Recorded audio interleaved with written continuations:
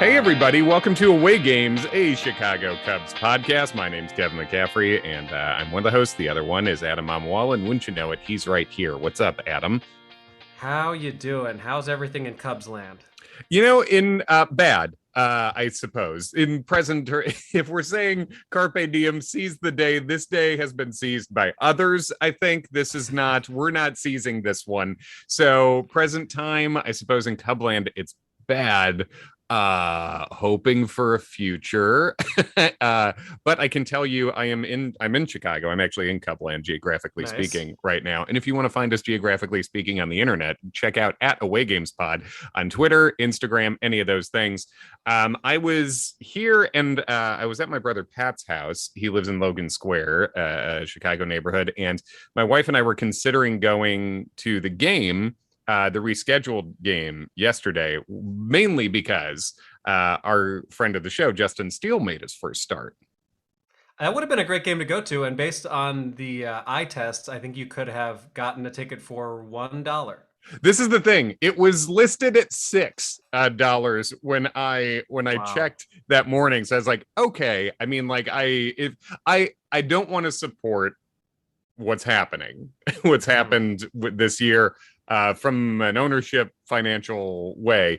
But I was like, all right, if I'm buying off StubHub secondary market stuff, go You're to see our supporting good other friend. sad Cubs fans, is what you're doing. You're not supporting the Exactly. Ricketts. The tickets have already been bought. Exactly. Sunk cost. I'm keeping it in the community is what I thought. But then it was like 1 billion degrees, so I didn't go. But that's my live report from the field, is that you can go to a game, and I mean that was a rescheduled one, first half of a doubleheader, so maybe that's not exactly representative, but $6 Did you watch will the get you in second the half door. of the doubleheader? It was the same attendance. It's pretty similarly attended, and they got to break up that piece of shit with a storm in the middle too. Which, by the way, the sign went up on the scoreboard, and they're like, "Everyone seek shelter," but except the players. Like the players had to keep playing while everyone's like, "We've seen lightning, everyone duck," except Alec Mills. Just let's leave him out there, and just hopefully you're not wearing too much metal cleats out there, Alec. You know. I can relate because I had a doubleheader myself yesterday in Central Park, and we got the first game in, and then the second game began. And especially when you're in Central Park, like you can see a storm rolling in, and it was very clear that it was going to rain. And the policy in Central Park apparently is that when there's lightning, the umpire says, "There was lightning. What do you guys want to do?" And then if the managers say, "Let's keep playing," everyone just keeps playing unless people individually decide that they don't want to play anymore. That seems like in the next softball league, Central Park Softball League collective bargaining agreement, there has to be some clarification maybe in how we proceed in this way. Also, The yeah. Yeah.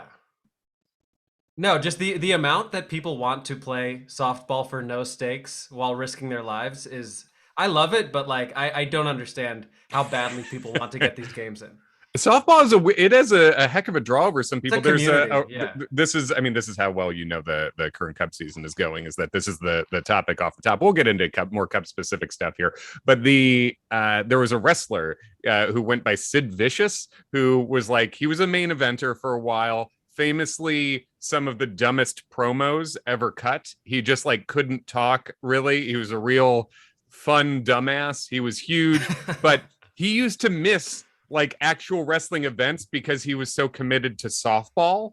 Like he would miss an event he was headlining because he had a softball game. This guy was in WWF back then. Like he was main eventing pay-per-views and stuff. So this is softball it has a strong draw over many people for some reason. So he was to softball as you were to Cubs playoff baseball. Like you famously missed a great weekend of comedy to be in Chicago during the World Series. For the World Series, yeah, I ditched a week with Tom Segura for that, and he understood, but he was just surprised it came up because that was the only thing in our agreement. I was like, I will do this weekend with you unless the Cubs are in the World Series. He's like, haha, I'll take my chances. And then the day before, like as the Cubs were clinching, he texted me and was like, do I need to get someone else? And I was like, you do, actually. Thank you for the opportunity.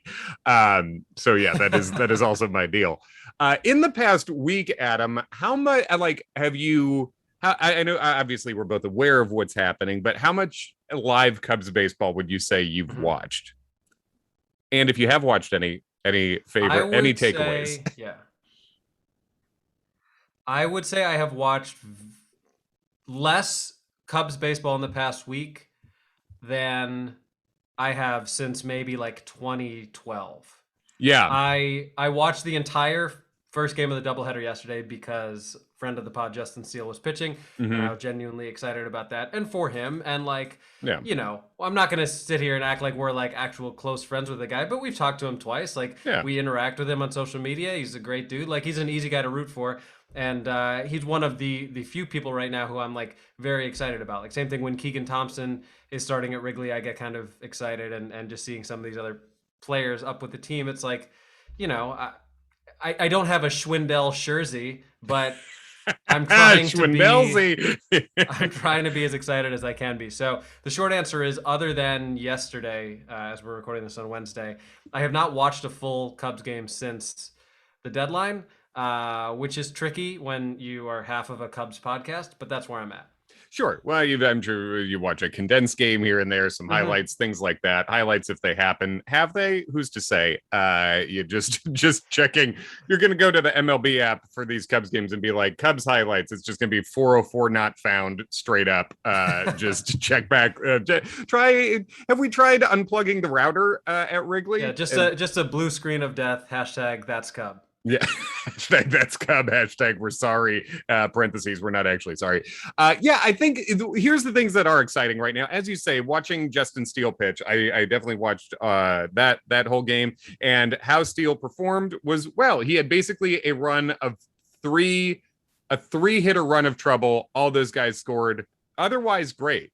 He Mm-hmm. came in, and it's hard to emphasize. I'm sure they mentioned it on air, but like, it was horrendous outside. It was incredibly hot. It felt like well over 100 degrees on the field. And Justin Steele's been ramping up to a starter's number of pitches and Mm-hmm. innings anyway. So although he started throughout his career up until he was in the bullpen this year, he hasn't built his arm up in the same way, and the starter's sort of conditioning. So having to go and pitch in that environment also was extremely difficult. But he came out, he was throwing the two seamer a lot more than he was as a reliever. Got a lot of ground balls off of it, and then gave up a really like pop up into the wind into the basket homer, and then a pretty well struck double, and an absolutely smoked home run by Avisail Garcia. Nothing cheap about that. But that was it. Otherwise, he got through 5 innings against the Brewers, got a ton of weak ground balls. Mm-hmm. And I don't think we saw as much swing and miss as we're going to see from him. But I think overall, it was a promising start for Justin Steele. So, yeah, friend of the show. And also just like, this really is one of the most exciting things we have going on the team right now, is the possibility of Steele as a starter. Absolutely. We did not get to see him hit a dinger and pimp it, which No. we did promise on social media. I promised it. I'll take credit for it. Mhm. But I do think he's got a knock in him for sure. His first time up, I was joking that perhaps he was intentionally missing the first two sacrifice bunt attempts so that he had to swing away, but apparently the bunt sign was on with two strikes, which I don't necessarily agree with for someone who can actually hit. From what we know, he had a big knockdown in AAA as he was starting down there. That's right. And when he So, did swing the bat, he made contact on the first pitch, mhm. pulled it to first base, and was out the next time at bat. So he got two at bats up there.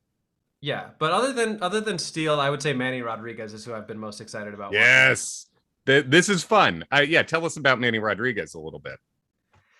I mean, he just has unbelievable like back end of the bullpen stuff that is very exciting. And again, as someone who's not as big of a prospect person, I was not as informed on him. Like, I've known about his existence, but hadn't seen a lot of footage of him. And I mean, people I think in that national series, like, he came in and the Nats hitters just looked like bamboozled. Hmm.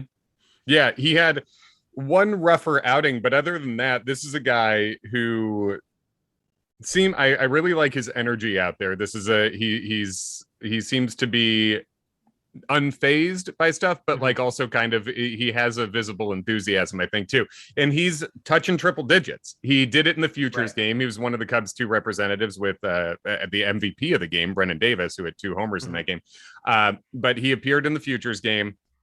So the league is sort of up to date, like was aware of this guy as a real thing, and he's hitting 100 with that fastball. He's sitting 98 to 99. He's touching 100, and I feel like the secondary we're seeing a slider mostly from him is the other pitch, and it's I think with reliever only prospects, because Justin Steele was a starter who broke in as a reliever.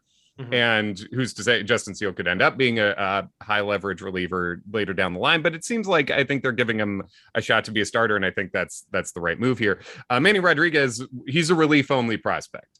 Those guys don't tend to be ranked as high on prospect lists, so they can kind of sneak up on you. And the Cubs have a couple of those guys in their system. They have a couple others that are probably pretty close to knocking on the door at Wrigley Field. Dakota Mekkes, we've known about. Obviously, he's probably the most well-known of those relief-only prospects. But also, Ben Leeper is a guy who it seems like the Cubs hit a home run on. He was with last year's abbreviated 5-inning draft. Or five round draft. It's the minimum amount of rounds for the game to go official. So they did that, but that means there were so many more people who were undrafted free agents than usual. Ben Leeper came out of Oklahoma State, and he was an undrafted free agent. The Cubs targeted, showed him what they could do in the pitch lab, and he signed with them. And he's a guy who's going to be up pretty soon. And Ethan Roberts is another one. So these are guys, and Manny Rodriguez is one of those, who can sneak up on you where they don't rank highest on the prospect list, but they can end up being high impact guys at the major league level. So a potential future closer here in Manny Rodriguez. Right. And in the way that when Tommy Nance came up earlier this year, it was just like, whoa. And certainly that didn't quite pan out the way we expected. And who knows if sticky stuff had something to do with that. Either way. Hopefully he'll be back. He's Manny Rodriguez is very impressive. And I want you to prepare yourself for the transition I'm about to I was feeling it coming already. Well, yeah. If we already talked about Manrod, yes, it's only appropriate that we should also talk about Manscaped. Because guess what? You boys got a new sponsor. And can I just say, big ups to Manscaped, who found us as a Cubs podcast, wanted to work with us as soon as the Cubs became the worst they've been in 7 or 8 years. They were like, you know what? Now's the time to buy in and get in with these guys, a Cubs specific comedian hosted podcast. They signed us under slot, which is understandable. Yeah. Mm-hmm. Oh, we're agreeing we'll go under slot for you. But support for Away Games, a Chicago Cubs podcast, is brought to you by Manscaped, who is best in men's below-the-waist grooming, champions of the world. Manscaped offers precision-engineered tools for your family jewels. Tools, Jules, you love the rhyme. That's oh, man, perfect, yes. Oh, I just rhymed again. Manscaped just launched their 4th-generation trimmer, the Lawnmower 4.0. So they've been through 3 phases of this lawnmower. They're on to 4.0. This isn't your grandfather's lawnmower 2.0. That's chuggy. We are all the way up to 4.0 at this point with Manscaped. Literally cutting edge. It is literally cutting edge. Very well done. Join over 2 million men worldwide who trust Manscaped with his exclusive offer for you. You can save 20% off and free worldwide shipping with the code AWAYGAMES at manscaped.com. Now, I actually tried this device. They sent us a little package. Get it? Kevin. We returned a big package. That's not true. We've kept the packages. In every sense, they're still here. Don't sue us. Please don't. Now, this is a podcast where we talk honestly and candidly. Yes. And I have to tell you that Kevin has been in the Midwest. So while his package has been delivered, he has not had a chance to use said tools. I received a package that included the Lawnmower 4.0, also a pair of like dry fit boxer briefs, and a t-shirt. I'm not saying this because they're, giving us a little kickback. Most comfortable pair of underwear I've ever worn in my life. Wow. And that's not even, I feel like, what they're most known for. It's not. When you think no, of the brand. that's not even the real pitch here. My lady would be upset if she heard this because she told me I needed to up my underwear game, and she wasn't wrong. And she bought me some Calvin Klein underwear. I gotta tell you, Manscaped more comfortable. Okay, let's start a rivalry there between these guys. I think so. But I have tried the new 4.0. I'm blown away by the performance. It's really good. I had been using a corded trimmer. Be honest, are you a Yeah. manscaping man? Do you Yeah. manscape? Oh yeah. Yeah, It's you want to keep in my world, got to keep everything lean. I'm not a guy who can you go, gotta. You yeah. gotta. I'm attempting to be a modern man here in this way.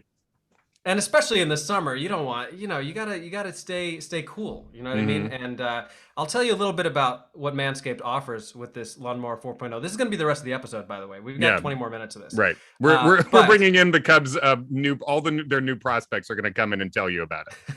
Kevin we're talking. Alcantara, come over here. How's the lawnmower working? Alexander Canario, come over here.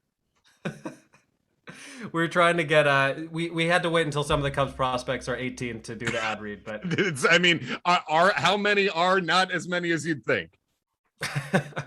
all right, so let me tell you about some of these features. Yes. All right, we got a sleek, well-designed, optimized trimmer that makes shaving time your favorite time in the bathroom, which is tough. I enjoy the bathroom quite a bit. Here's the other thing. Ultimate groin and body trimmer, focusing on intelligent functionality and incredibly comfortable grooming experience. Can attest to the fact that this is true. Very comfortable. It's got a 4000K LED spotlight. You've got like a little flashlight for all the nooks and crannies that you're trying to get into. Man, I've never even seen such a thing before. You can use it to find a pest outside if you're being bothered. I'll take it out to my mom's backyard here in Elmhurst. Find the raccoon that's been bothering us. Going to a concert, want to wave something in the air and your phone's dead? Bring that lawnmower. There you go. Is this part of the ad read? Absolutely not. Absolutely not. They would not tell you to do this. They probably shouldn't. Just don't have it start buzzing. Make sure it's not buzzing when you're using the light function outside at a concert.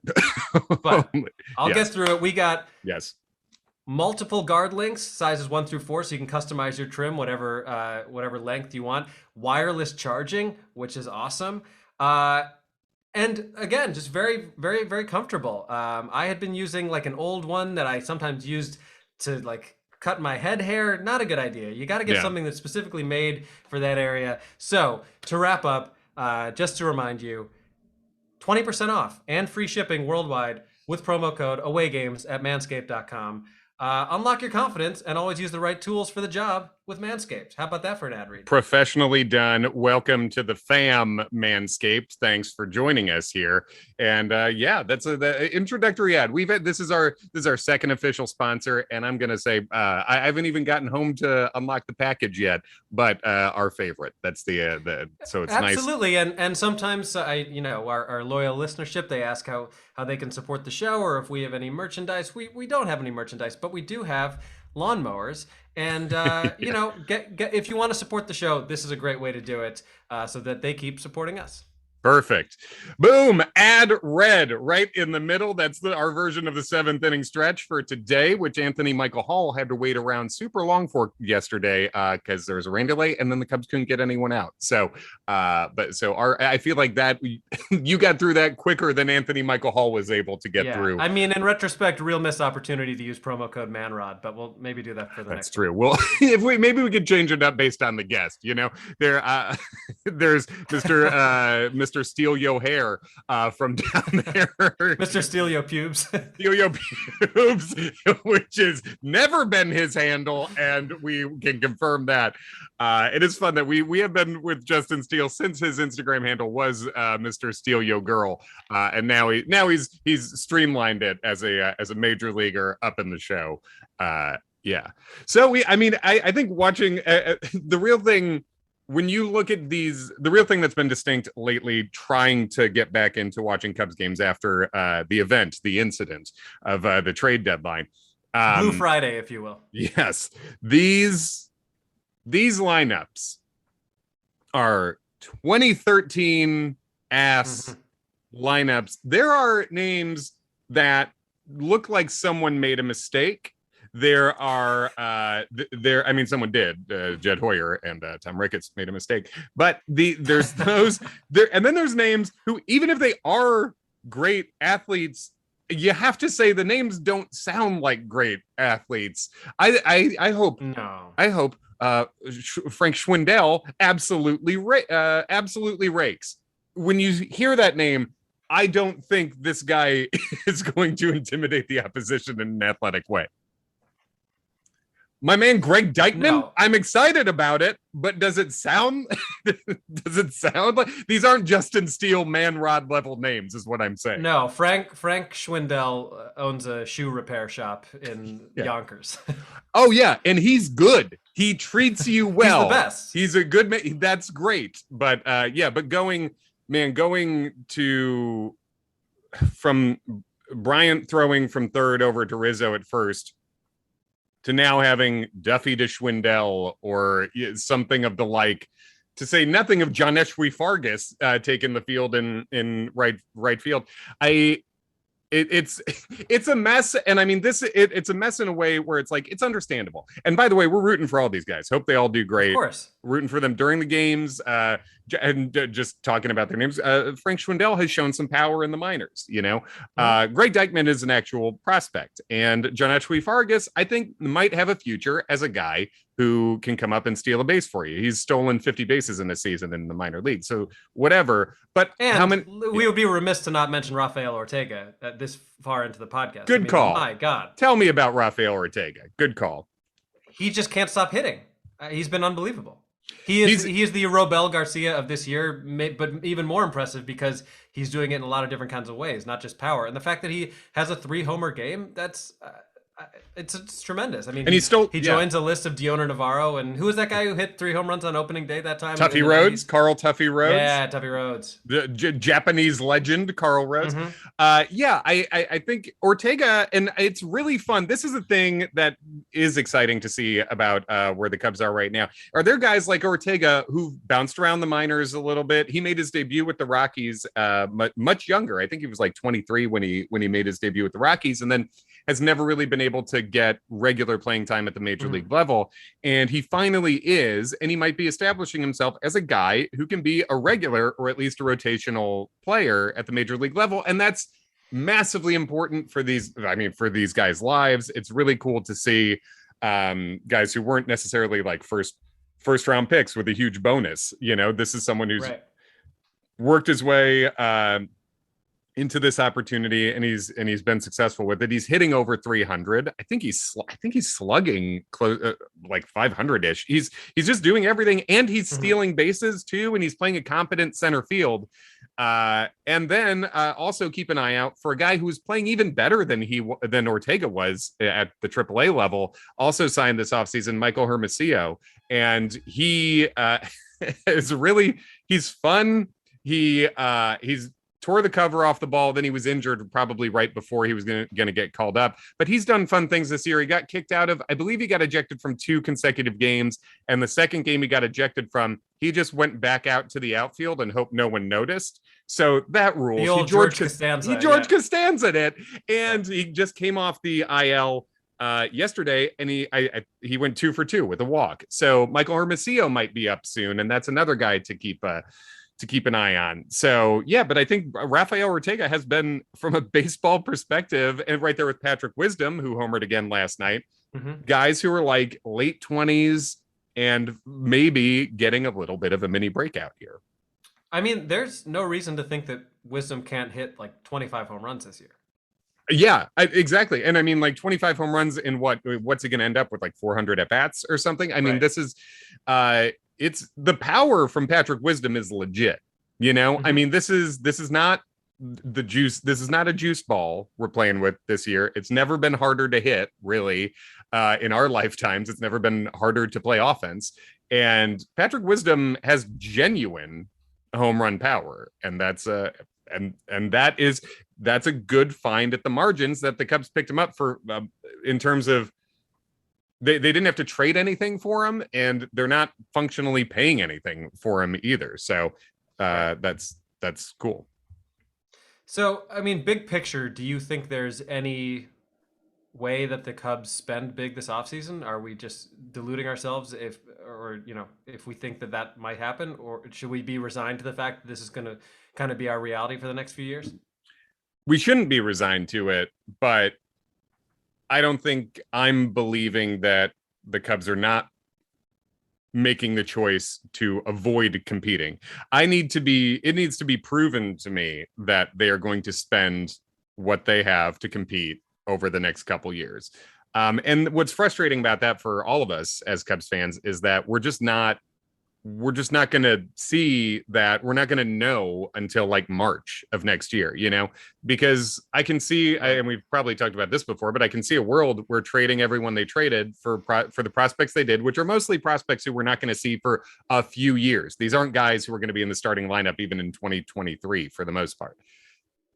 Trading for those guys makes a lot of sense if you spend to cover this short-term window over the next couple of years. Think about it. There's no reason the Cubs shouldn't be constructing a team like they had in 2008, 2009, right? Like when it was a veteran heavy team, guys on shorter term deals, but competing, winning the division.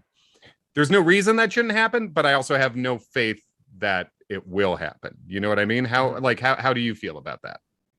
Yeah, we've been given no indication that we should rely on that to happen, but I don't see why it shouldn't when you are a huge market team, as we've talked to death about. And there's no money on the books.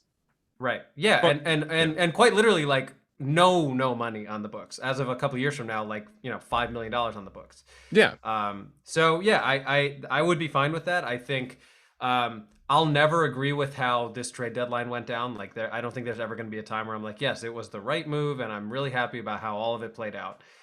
Because even if those prospects turn into great players and play for the Cubs, it was just a really sad way for things to end. But I don't. What I really don't want is for the Cubs to go out and sign a bunch of Daniel Descalsos, hoping that the team is at best, an 80 and 82 team, and they sell a few more tickets because the Cubs are competitive-ish, but aren't really trying to win. And I get it. I know that the Cubs probably aren't going to be a team that's going to be considered a contender for the next few years, but you're still in a really weak division that is winnable. If you aren't contending for the division title next year, I think that's malpractice. I think that's incompetent. I think it's malpractice. I think this year didn't turn out the way it did. We know where the contracts were at. Now, was it also incompetence to get to this point where you couldn't extend a single member of this core, which, by the way, winning teams want these guys. So the problem with this team was never the best players on this team. The problem was that there weren't more good players added to that or changed around for different kinds of good players. But the biggest problem with the Cubs these past few years was not the best players on the team. So and other good teams want these players. So it was incompetence to get to that point where you had no one to move forward with from that core. But once that happened, okay, I understand selling off this year, but you should be competing day one next year. You can even if it's adding, basically you need to add a genuine starting pitcher to this rotation, whether that's Marcus Stroman, John Gray. Those are guys who are going to be free agents this year. And Stroman, they're both good pitchers. Neither one's Yu Darvish level guy, right? But they're top half of the rotation guys. So if you add someone like that and then you add two bats, I think is what you need to do. What I think is more likely is probably they add a starter and maybe add one significant bat and then some flyers and then add more free agent and then buy more in the market the following year and go sort of all in 2023, really. But I don't know. It's we're seeing and talking our way through all these scenarios because that's what you do in a season when your team is not competing anymore. Right. But we just won't get any information on this until the offseason. If I told you right now that the Cubs this offseason would sign Marcus Stroman and Nicholas Castellanos and then a bunch of other veterans, do you take that deal? That's a really good question because I still think that's one short of what I would consider the respectable baseline of what a team like the Cubs should do. If you told me it was Stroman, Castellanos, and Rizzo, for instance, I'd say, okay. I think I'd need one more guy to take that deal, but also I should probably take Stroman and Castellanos because I don't even expect that much to happen. You know what I mean? Right. So, yeah. And speaking of which, there is a bit of a breaking news update. I don't know if you saw this. So the Field of Dreams game is tomorrow as we're recording this. And it was just reported from Buster Olney that shoeless Joe Jackson's ghost just got COVID from Anthony Rizzo. Man, You do hate to see it, but if there's one guy who doesn't physically protect himself, we know it's the man who doesn't wear shoes. So it's no surprise that Shoeless Joe did not get the vaccine either. That is really too bad. But yeah, happy birthday, Anthony Rizzo, who contracted COVID on his birthday. Not great. No, it's not great. And it seems like, as far as what we've heard, he's not suffering symptoms that are too severe, it seems like, right now. Have you seen anything else since just it was announced that he went mild, on the COVID IL? Yeah, mild symptoms. I mean, as always, it's like get well soon, also get the vaccine. Get well soon, get the vaccine are great tips. Chris Bryant walked it off for the Giants yesterday. He's been playing extremely well for the Giants. Javi's been hurt, I think, right? Javi got hurt. Yeah, he took a swing and then couldn't get out of the box.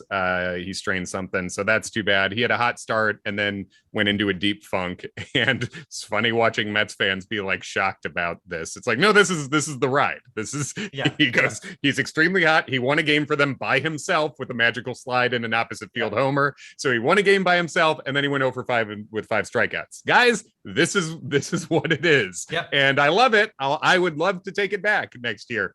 But yeah, it's amazing how representative his first major league game is of his career. Yeah, just like 0 for 4 with 4 strikeouts and then a game-winning home run. Oh yeah, it's Javi. Javi gave you exactly what he is in a neat little package there. Yep. And he hit that home run in Coors Field, which you and I will be at next week with none other than your pal, friend of the pod, and friend of ours, Ken Schultz. I think maybe we'll do like a recording out there or something. I feel like we should. Yeah, might as well do one from the road, and away game's actually away. We're going to see the Rockies and Padres. None of us have been to the Rockies Stadium before, so we're going to cross that one off the list. I hope Tatis is back. Is he going to be back? Is he back? They're talking about moving Tatis to center field, too, to protect his shoulder. He's been working out there. So it seems like not as a permanent thing, but maybe for the rest of this year, which... For this year, I think that's fine, but you want to see Tatis get to stay at shortstop long term. But yeah, it's looking possible that he could be back by the time we're there. So that's cool. Nice. Last thing I'll throw in there is some of we're seeing some of the Cubs prospects that came over in the trades, the ones who are not injured for the year. So Pete Crow Armstrong has not played yet. The guy we got for Javi, who's ranked somewhere in the Cubs top 5, top 10 prospects now. He's not playing. Obviously, Nick Madrigal's not playing. There was a photo of Madrigal and Jed Hoyer just hanging out in the stands talking. Cool, sure. But Alexander Canario, the guy who came over in the trade for Chris Bryant, has been, I think he's homered 3 straight days at High A South Bend. He's 21 years old. He looks extremely strong, and he murders the ball. Like the exit velocity, like high end exit velocity stuff going on here, and he's just been on fire since he came over. And Kevin Alcantara, the top prospect we got in the Rizzo trade, also has homered a couple days in a row. I think he hit his first 2 down there in Arizona. So that's the update. From Candelario to Canario, the Chicago Cubs saga. the least purchased book about this this Cubs era. Yes, so I think that's all I got for this week's away games updates. How about you, Adam? That's all I have. Make sure to follow us at Away Games Pod on Twitter and Instagram. And again, please, if you are somebody who would like any sort of Manscaped products, grooming stuff, they got T-shirts that say "Your balls will thank you." You gotta love that. You do. Very exceedingly comfortable dry fit underwear, which I highly recommend. Please use promo code AwayGames when you go to manscaped.com, and you will get 20% off your entire order and free shipping worldwide. Perfect. Thanks for listening, everybody. At Away Games Pod everywhere, and we will catch you next week.